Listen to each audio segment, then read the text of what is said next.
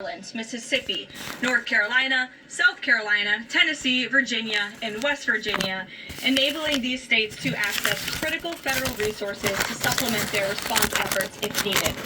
These declarations will help state-led efforts of turning power back on, clearing roads for emergency services, and keeping communities safe. The White House will continue to correspond directly with governors and local officials in the coming days, especially in those states that were harshly impacted by this storm. I would also like to address the chaotic scenes in Minnesota over the weekend. Nobody in the White House, including President Trump, wants to see people getting hurt or killed in America's streets. This includes Renee Good, Alex Preddy, the brave men and women of federal law enforcement, and the many Americans who have been victimized at the hands of illegal alien criminals. Saturday's shooting remains under active investigation by Homeland Security Investigations and the FBI. The Customs and Border Protection is also conducting their own internal review. As President Trump said yesterday, the administration is reviewing everything with respect to the shooting, and we will let that investigation play out. But let's be clear about the circumstances which led to that moment on Saturday. This tragedy occurred as a result of a deliberate and hostile resistance by Democrat leaders in Minnesota.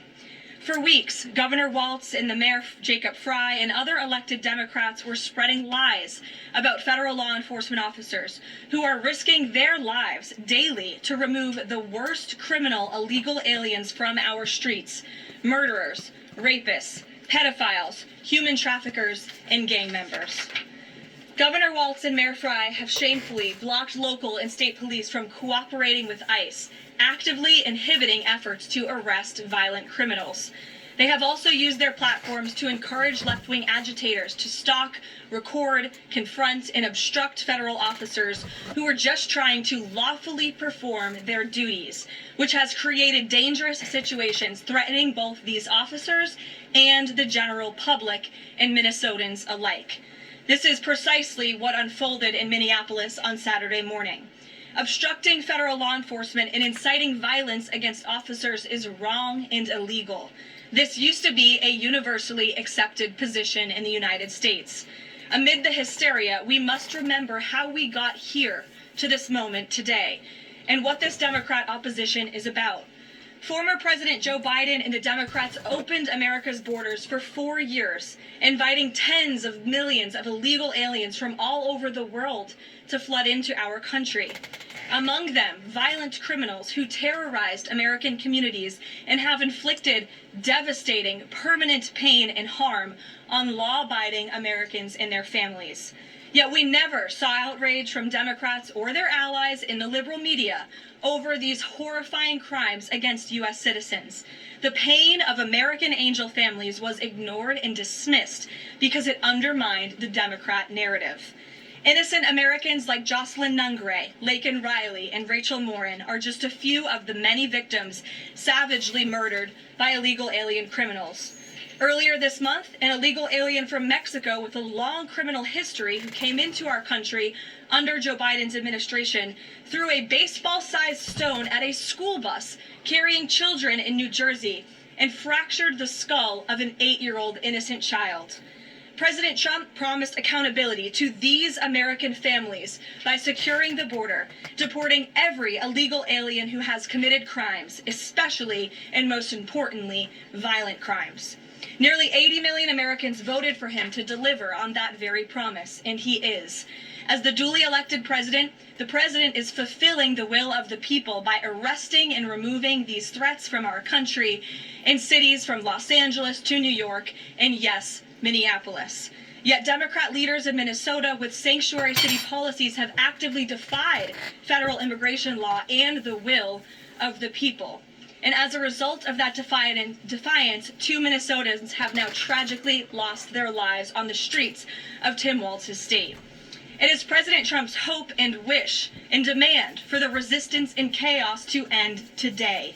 That's why President Trump spoke with Governor Walz directly this morning, and he has outlined a clear and simple path to restoring law and order in Minnesota. Number 1, Governor Walz, Mayor Frey, and all Democrat leaders should turn over all criminal illegal aliens currently incarcerated in their prisons and jails to federal authorities, along with any illegal aliens with active warrants or known criminal histories for immediate deportation.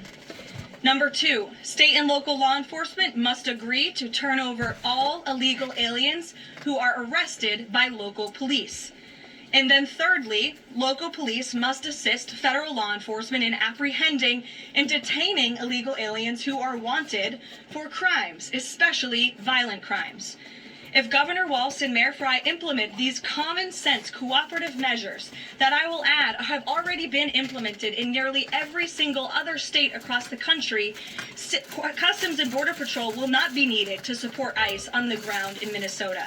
ICE and local law enforcement can peacefully work together, as they are effectively doing in so many other states and jurisdictions. Additionally, President Trump is calling on the United States Congress to immediately pass legislation ending sanctuary cities once and for all. American cities should be safe sanctuaries for law-abiding citizens only, not for dangerous illegal alien criminals who broke our nation's laws and do not belong here. We hope Governor Walz will do the right thing and continue to work with President Trump to keep the American people safe following their call this morning. Americans overwhelmingly want exactly what President Trump is delivering: strong borders and strict immigration enforcement against the worst illegal aliens, of which there are still hundreds of thousands to deport from the interior of our country. The most peaceful way to carry out this vital public safety mission is for Republicans and Democrats to do it together, and for state and local law enforcement to work together with federal law enforcement. We want to let cops be cops. You wouldn't know this continues to be a very popular policy position from the biased media coverage over the course of the last few days, but polling shows huge support for this exact thing President Trump is calling for. More than 80% of Americans favor deporting illegal aliens convicted of violent crimes. A country unable to deport criminals who enter it illegally is no country at all. The open borders agenda of Kamala Harris, Tim Walz, and the Democrats was already on the ballot on November 5th, 2024, and it was resoundingly rejected. President Trump will never back down from his promise to deport violent criminal illegal aliens and make America safe again, and he welcomes all cooperation in that effort. With that, I will answer your questions. And Jordan Conradson, why don't you kick us off today? Thank you for being here. Thank you, Caroline. Jordan Conradson from Gateway Fund. I have a few questions. First, with respect to the shooting in Minneapolis, we're seeing massive outrage from mainstream media and the left, but I'm just wondering, where was that outrage when Ashley Babbitt, an Air Force veteran, was executed by Capitol Police Officer Michael Byrd, who she posed no threat to in the U.S. Capitol? Well, you raised a very important point, which I also believed I just raised as well in those opening remarks, in that there has no doubt been selective outrage by the liberal biased media in picking and choosing victims and highlighting their stories. And as I've said, President Trump does not want any Americans to lose their lives in the streets of America and in American communities across the country. He believes what happened on Saturday is a tragedy, but every life is equal to President Trump, and that's why the lives of Laken Riley and Jocelyn Nungray continue to matter to him and be an utmost priority to him to this very day. And it's unfortunate that we did not see the same type of sensationalist media coverage over the tragic deaths of those innocent American women and girls across the country as we are in the wake of this tragedy that took place on Saturday. Gabe.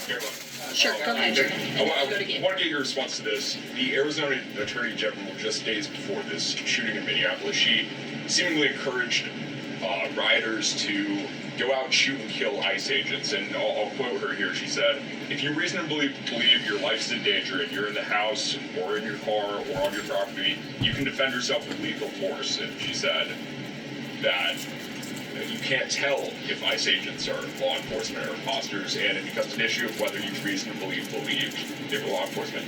Do you have a response to that? And does the White House believe that she should be held accountable for Well, these remarks? such dangerous rhetoric, as I pointed out, is exactly what has brought us to this position today, where you have elected Democrat officials across the country who are encouraging left-wing agitators and crazy people to go out and unlawfully obstruct lawful immigration enforcement. Again, these brave men and women of ICE and Border Patrol and the federal enforcement are just trying to do their jobs to enforce our nation's immigration laws and to go after the worst of the worst in this country.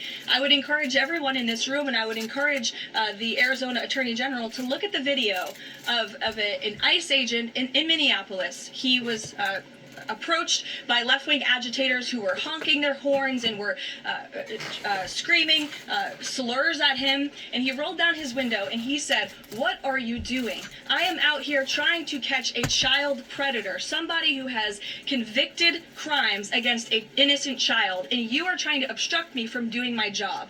This rhetoric against ICE, comparing them to Nazi Gestapo, Donald Trump's police force, is despicable, it is shameful, and it is precisely what has led to the escalation of tensions in Minneapolis and in other places across the country. Gabe, go ahead. Be looking at her for justified violence. I would defer you to the Department of Justice on that. Thank you, Caroline. Regarding Minnesota, on Saturday, the Department of Homeland Security posted that Preddy looks like he wanted to do maximum damage to massacre law enforcement. Stephen Miller on Saturday posted that, or called Preddy a would-be assassin. Why did administration officials jump to conclusions before an investigation had even been conducted? Well, look, this has obviously been a very fluid and fast-moving situation throughout the weekend. As for President Trump, whom I speak for, he has said that he wants to let the investigation continue and let the facts lead in this case. With regards to the deployment of Tom Homan to Minneapolis, should the deployment of Mr. Homan to Minneapolis be seen as a sign that the president is dissatisfied with how the officials on the ground had handled the incident? No, Mr. Homan is doing an exceptional job, and he has been working with Secretary Noem and President Trump over the course of the last year. Secretary Noem still has the utmost confidence and trust of the President of the United States, and she's continuing to oversee the entire Department of Homeland Security and all of the immigration enforcement that's taking place across the whole entire country. Of course, Secretary Noem is also in charge of FEMA, and we are in the wake of a brutal winter storm where hundreds of thousands of Americans have been impacted by that. So Borders-Czar Homan is in a unique position to drop everything and go to Minnesota to continue having these productive conversations with state and local officials. And I know that he's catching a plane in just a few hours to do just that at the request of the president. Jennifer. On Saturday's shooting, has the president been briefed, and have you been briefed on specific details of the shooting? How many shots were fired? How many guns discharged? And I mean, did the protesters' gun go off, or only the officers' guns? Do you have any of those details? Again, the investigation is continuing, Jennifer, and we will let the facts lead and we will let the facts play out in this investigation. I do know that HSI and FBI are conducting interviews with those that were involved and the agents who were involved in this unfortunate tragedy on Saturday. Are they keeping the president up to date on all those details? The president is obviously very much on the ball with respect to this investigation. I think he's made that quite clear with the various statements that you've seen him put out, and also the 4 points that the president has outlined as well to Governor Walz, and to encourage him to cooperate with ICE and with the administration. Mary. Thanks, Caroline. To follow on Gabe's question, Secretary Noem said Alex Preddy committed an act of domestic terrorism. Stephen Miller labeled Preddy a domestic terrorist. Does the president agree with that? Look, as I've said, I have not heard the president characterize Mr. Preddy in that way. However, I have heard the president say he wants to let the facts and the investigation lead itself. Was he alarmed to hear his top officials referring to him in that way, rushing to that judgment? Danny, go ahead. Thanks, Caroline. On Stephen Miller's comments, will Stephen Miller be apologising to the family of Alex Preddy for calling him, quotes, an assassin who tried to murder federal agents, despite the fact that, as you say, this is still under investigation? Look, again, this incident remains under investigation, and nobody here at the White House, including the President of the United States, wants to see Americans hurt or killed and losing their lives in American streets. And we mourn for the parents. As a mother myself, of course, I cannot imagine the loss of life, especially losing one's child. And that same empathy from the president goes for the parents of angel families and parents of victims of illegal alien crime across our country as well. And that's exactly why the president continues to be wholeheartedly committed to deporting the worst of the worst criminals from our country. Why don't we go to the back? Kelly. Caroline, does the president believe that the killing, though, was a mistake? Has he expressed that at all? Again, the president has said, we have to review it, and this investigation needs to continue, and he's letting the facts of the investigation lead itself. Body camera footage to be released to the public? Now, that's not something I've heard the president commit to, so I won't do that from the podium. Sure. Caroline, how serious is the administration taking allegations that local and state officials in Minnesota are actively coordinating with demonstrators through encrypted or non-encrypted communications, as well as providing government resources to impede immigration enforcement operations? I'm sorry, Carrie, could you repeat your question? How serious is the administration taking allegations that local and state Minnesota officials are communicating with demonstrators to basically impede immigration officials? Well, we've definitely seen active organization amongst these left-wing groups, Carrie, and it is something that I know the FBI and the Department of Justice are looking into. Again, it is illegal to unlawfully obstruct lawful immigration enforcement in this country, and these agitators are making it nearly impossible for ICE to do their jobs and for federal law enforcement to carry out the will of the American people to deport the worst of the worst. I would just encourage everyone to please imagine in this room, all of you come to the White House every day to report on the President of the United States and the administration. You come into this briefing room, you walk through the gates of the White House. Just imagine if there were left-wing agitators or agitators of any kind who were in your face, who were doxing you, who were harassing you, who were physically threatening you, who were biting off your fingers in the case of two Border Patrol agents we saw this past weekend in Minneapolis. That would make it very difficult for you to show up and do your job here at the White House every single day. That's what these officers in Minneapolis are facing. That's why the president is calling on Governor Walz and Mayor Frey for these three very simple and common sense points of cooperation so that ICE and local law enforcement can work together. Again, we are just asking for police to be police. And if you ask any law enforcement agent or official, they want to be able to work with their federal counterparts at the state and local level and vice versa. Thanks a lot, Caroline. Two questions. One is looking forward. The role of Mr. Holman, is he being sent by the president to diffuse the situation that exists right now on the ground? Is he the point person essentially for the White House in terms of trying to tamp down the tensions that exist right now in Minnesota? Well, Mr. Holman is the point person for cooperating with state and local authorities and corresponding with them, again, to achieve this level of cooperation to subdue the chaos on the streets of Minneapolis. And I would just point out that Mr. Holman is someone who has been lauded for many, many decades for his experience working in law enforcement. In fact, this is a Washington Post headline from 9 years ago, 2016. Meet the man the White House has honored for deporting illegal immigrants. And I would remind everyone in this room that it was former President Barack Hussein Obama who awarded a medal to Mr. Holman. So he's obviously very qualified. He has the full trust and faith of the president. He will continue to have these meetings in the hopes that ICE and local law enforcement can cooperate and work together to have successful immigration enforcement, as we've seen in almost every other state across the country.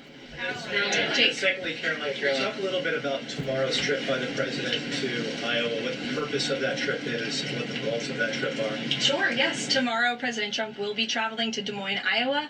He will be making a local visit at a local business, and then he will be giving a speech on affordability and on the economy. And I know he very much looks forward to being there, to meeting with the great people of Iowa, but also lawmakers as well. Jake. Caroline, a couple quick questions. First, does the president remain fully confident in Kristi Noem's ability to lead the DHS? Yes. And then just secondly, just on that Wall Street Journal reporting that we saw yesterday, the president said at some point that the immigration enforcement officers would leave Minneapolis. Did the Saturday killing of Alex Pretty expedite that withdrawal at all? To your first question, the answer is yes. He still has confidence and trust in Secretary Noem. To the second question, I would point you back to what I said earlier. If Governor Walz and Mayor Fry implement these common sense cooperative measures, CBP will no longer be needed to support ICE on the ground in Minnesota. ICE and local law enforcement will peacefully work together, as they are effectively doing in so many other states and jurisdictions, to remove violent criminals from American neighborhoods across the country. Want to ask the president to remove the immigration enforcement officers? He asked the president to scale down, and the president reiterated what the president put out in his statement yesterday and what I'm sharing with all of you as well. I would just add on this level of cooperation a few statistics that I think are very important. 7 of the top 10 safest cities in the United States cooperate with ICE. And we've seen historic turnaround in safety in cities that have chosen to cooperate with ICE, that are not just led by Republicans, but also look right here in Washington, D.C. We had a great level of cooperation with Mayor Bowser and the local government, and we have been able to remove thousands of illegal aliens from the District of Columbia, where you all live, so you can thank President Trump for that. The murder rate in Washington, D.C. has plummeted as a result. There were no riots, there were no protests, nobody was tragically killed as a result of that level of cooperation between federal and local authorities. And again, that's all the president is asking for in Minnesota. It's totally common sense. Jared, go ahead. Thank you. Caroline, in this process, you continue to describe the situation in Minneapolis as chaos. Was there any mistake made by Secretary Noem that led the president to send Mr. Holman there? I'm sorry, I don't understand your question. Did Secretary Noem make a mistake which led to... She made any mistake that could lead the president to send Mr. Holman to Minneapolis? No, as I already mentioned, Mr. Holman has been working alongside Secretary Noem and for the president over the course of the last year. And again, he's uniquely positioned to hop on a flight to Minnesota today to continue this correspondence with state and local authorities, and that's what he's going to be doing. Fran.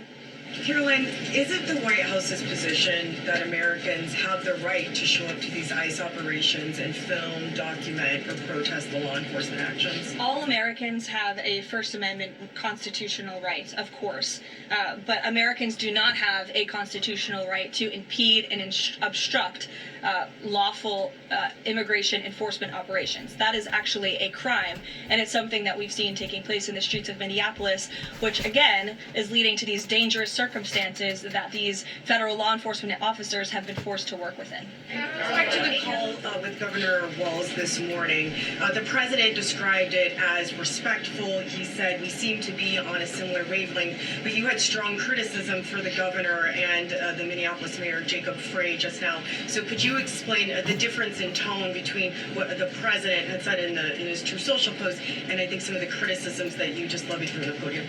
Fran, I think the criticisms that I laid out, I'm painting the picture for all of you in this room, are what led to the moment that we are in today, where Governor Walz and President Trump are having a conversation, a constructive and productive conversation to end the chaos and the lawlessness that has taken place in Governor Walz's state. Elena. Thank you. I had a question. With Holman now going to Minnesota, is Gregory Bovino also going to remain in Minnesota overseeing these ICE operations? Mr. Bovino is a wonderful man, and he's a great professional. He is going to very much continue to lead Customs and Border Patrol throughout and across the country. Mr. Holman will be the main point of contact on the ground in Minneapolis. And to follow up, given what we've heard from several Trump administration officials, people like Stephen Miller, as people point out, calling him a domestic terrorist, Bovino saying that Preddy was out to massacre law enforcement, why not require ICE agents to wear body cameras to clear up some of the disputes that we're hearing from witnesses and video footage versus what the administration has been saying? Well, that's a policy question that I know the policy folks in the building are having with members on Capitol Hill, and I'll leave it to them and the president to make that decision. And my final question is on, you were talking about the level of cooperation that the president talked about with Governor Walz. Will the administration commit to cooperating with local officials on this investigation into Alex Preddy?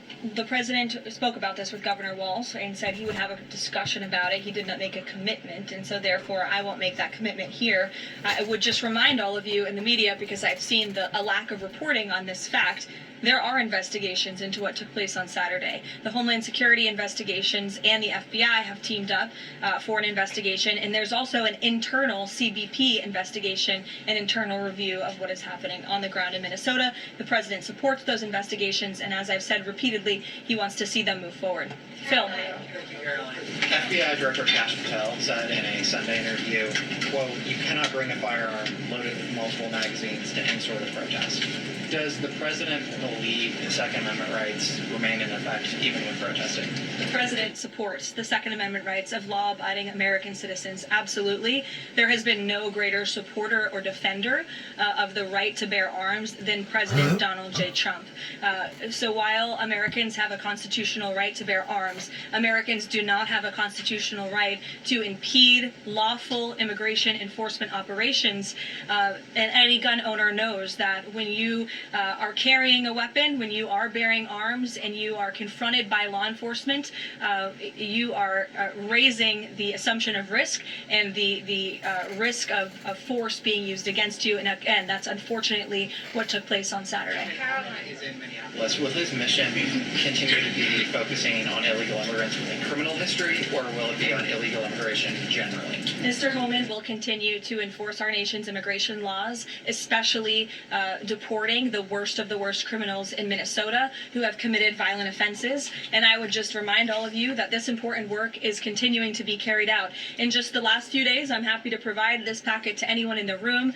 ICE has arrested multiple violent criminals, illegal aliens within Minnesota. Many of them have convictions for assault, driving under the influence, fraud. This individual here I'm looking at was an aggravated felon with multiple convictions for larceny, fraud, and forgery of checks, vehicle theft, drug possession, domestic assault, inflicting bodily harm on another, criminal convictions of larceny, identity theft, again, charged with driving under the influence. These are extremely dangerous people who Governor Walz and Mayor Frey have allowed to roam on their streets, and all the president is asking for is cooperation to arrest individuals like this and deport them from the United States of America. I'll take a couple more. Go ahead. Okay, so this weekend the president posted that this is a cover-up of the fraud in the state of Minnesota. He also posted Minnesota is a cover-up. These both happened after the shooting. So given these came after the shooting, what is the this here? What is the cover-up he's alleging? Yes, it's a good question. I spoke with the president about this at length. What the president is referring to is the fact that you have Governor Walz and, again, the mayor, who have been encouraging these left-wing agitators to come out and to harass and to dox and to threaten ICE and to make this conversation about and smear lies about federal law enforcement who, again, are just trying to do their jobs in an attempt to distract from the widespread massive fraud that has taken place in their state. Billions and billions of dollars has been stolen from law-abiding taxpayers in Minnesota, and the administration continues to be very focused on getting to the bottom of it, and especially, and the president raised a good question over the weekend with respect to Congresswoman Ilhan Omar, who now has a net worth within the millions, and one must ask themselves why and how is that possible? Is she connected to the fraud rings that we have seen taking place within her state and her own district? It's a question the American people are raising, and the president believes it's one worth answering. Haley. Thanks, Caroline. I want to go back to some of the comments from Stephen Miller and Secretary Noe. You made clear the president wants to see the investigation play out. We're answering some of the questions of the specific details. Is he concerned that some of those definitive statements made by other officials risks public's perception of the credibility of those investigations now playing out? Again, the president believes that these investigations are credible, they are continuing, they are active, and he wants to let them play out. Alex. Caroline, is the administration willing to separate DHS funding from other funding bills in order to avoid a broader shutdown? Look, at this point, the White House supports the bipartisan work that was done to advance the bipartisan appropriations package, and we want to see that passed. Policy discussions on immigration in Minnesota are happening. Look, the president is leading those discussions as evidenced by his correspondence with Governor Walz this morning, but that should not be at the expense of government funding for the American people, which would include, as as you know, Alex, FEMA funding, and we are in the midst of the storm that took place over the weekend, and many Americans are still being impacted by that. So we absolutely do not want to see that funding lapse, and we want the Senate to move forward with passing the bipartisan appropriations package that was negotiated on a bipartisan basis. Secondly, there's another round of Russia-Ukraine talks this weekend, Sunday. I wonder if you can walk us through with the president, how he'll be involved in that, if at all. We'll be talking to President Putin, President Zelensky ahead of those meetings. I'm not tracking any scheduled calls at this point in time.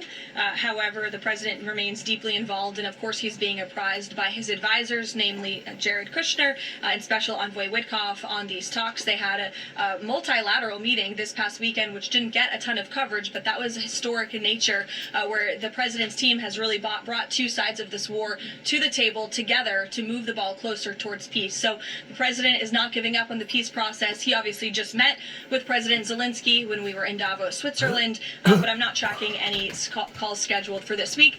On one more foreign policy point, I will point out, as you all saw, the last remaining body of the hostages, Israeli hostages in Gaza, has been returned. This is a huge foreign policy feat for the President of the United States, for the State of Israel, and frankly for the whole world. The president made the impossible possible, and so it's great news for the president, for the United States, for our allies, and also for peace in the Middle East. And I understand that more than 20 new additional countries have also signed up to join the newly established Board of Peace with respect to the rebuilding of Gaza, which is another historic accomplishment for this president. So thank you all very much, and we'll see you in Iowa tomorrow.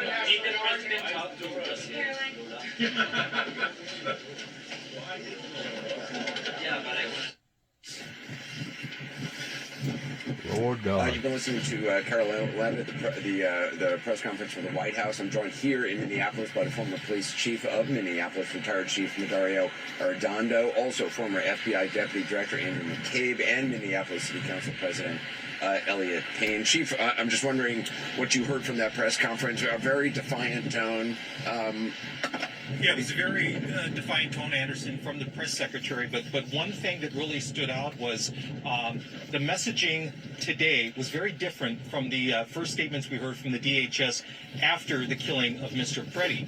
Now it is this pause. The president wants to make sure the investigation plays itself out. Let's get the facts. The first statements we were hearing about Mr. Preddy being an assassin, wanting to commit massacre with law enforcement agencies. Essentially calling it domestic terrorism. Absolutely. So we've not. It's sort of been walked back now. The other thing that stood out, Anderson, was the fact that now the president has actually reached out to Governor Walz today and certainly has laid out some conditions that the press secretary has mentioned.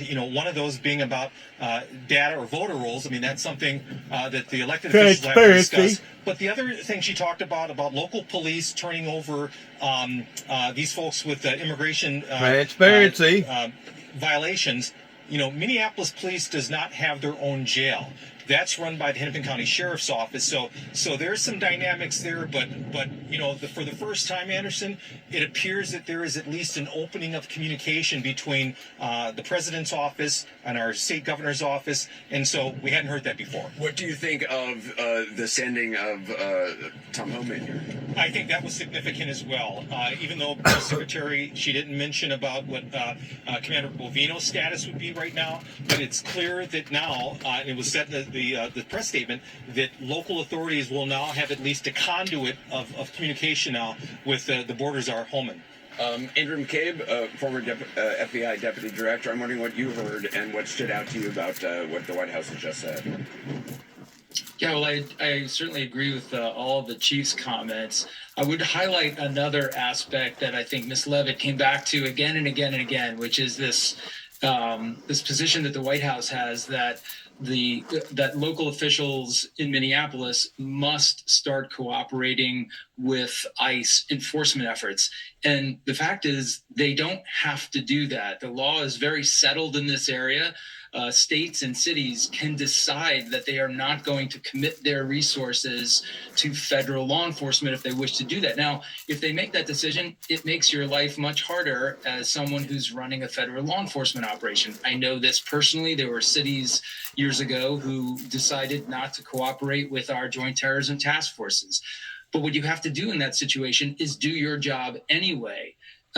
turning instead to terrorize the community and killing innocent civilians is not a reasonable reaction over this policy dispute. At the end of the day, the people of Minnesota elected these representatives and these officials because they support these sort of policies, sanctuary city policies, or whatever you want to call them. So the federal government has got to figure out how to do their job lawfully and without tearing the community apart. And Elliot Payne, Minneapolis City Council President, what are your thoughts on what Karoline Leavitt and the tone now from the White House and the substance?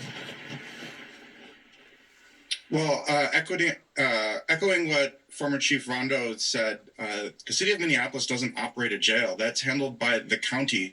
And then I feel like there's this broad incompetence coming from this administration right now, as though they don't understand how the criminal justice system works.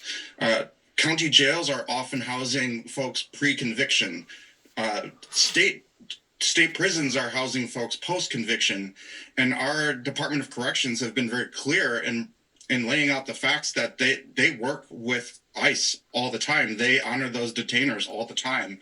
So there isn't a policy change that we need to do in the city of Minneapolis that would accommodate what they're requesting. I think the tone that they're taking is encouraging, though, because they're recognizing just the complete disaster that this operation has been. It's been a disaster for our city, but it's been a disaster for our Constitution.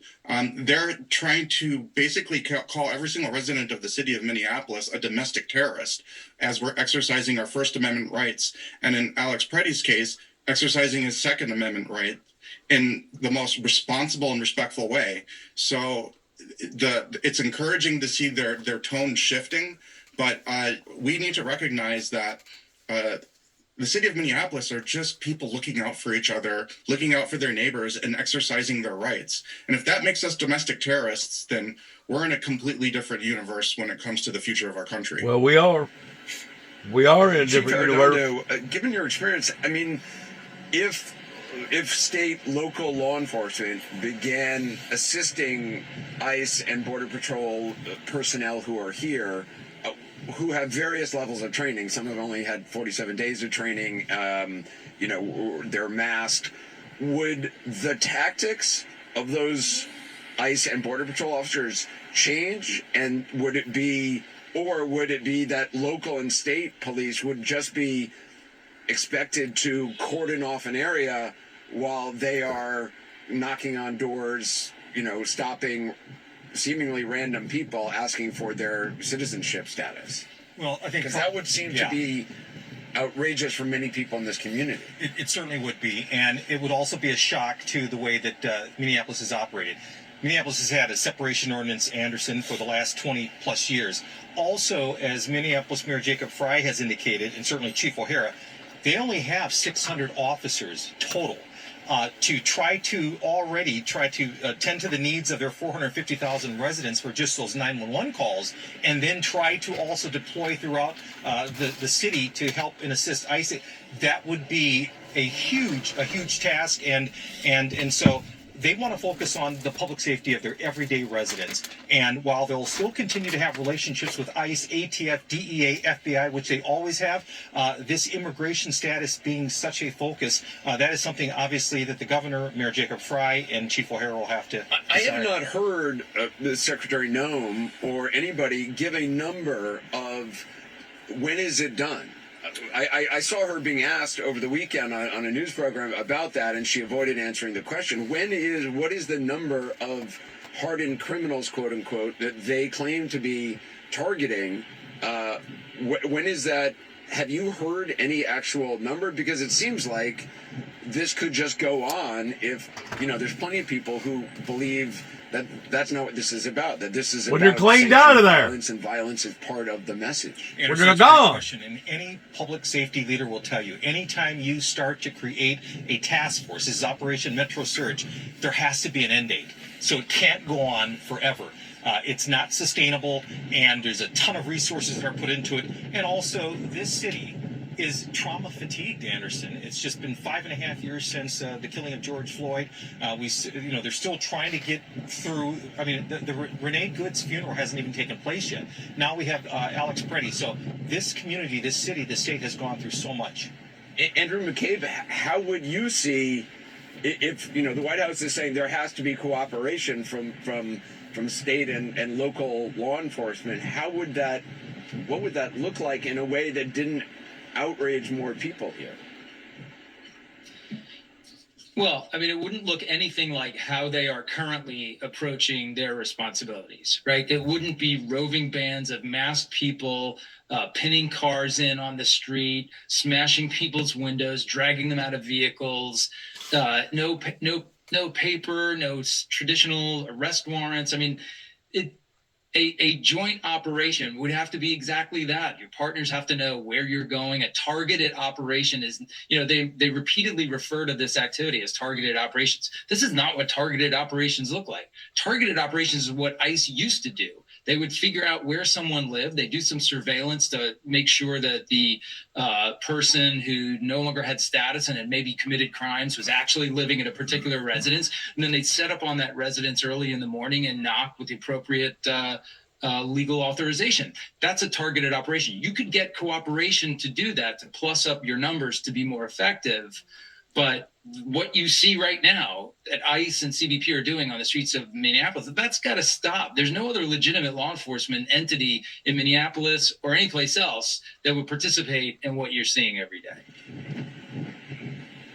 Yeah, I mean, Chief, if you had a bunch of Minneapolis police standing around while 7 guys are pinning somebody to the ground and hitting his head with a canister and then shooting him, and the police didn't do. I mean, that would not be feasible here. Yeah, that would outrage people here. Anderson, exactly what the deputy director just said. That is not constitutional policing. That could not take place. That is not going to build the trust and the relationships that local police departments rely upon each and every day. At some point, these federal agents, this operation of the search, it's going to end. But it's going to be these local police officers that will have to maintain that trust. And if you break it, you got to pay for it. Yeah, Chief, appreciate it.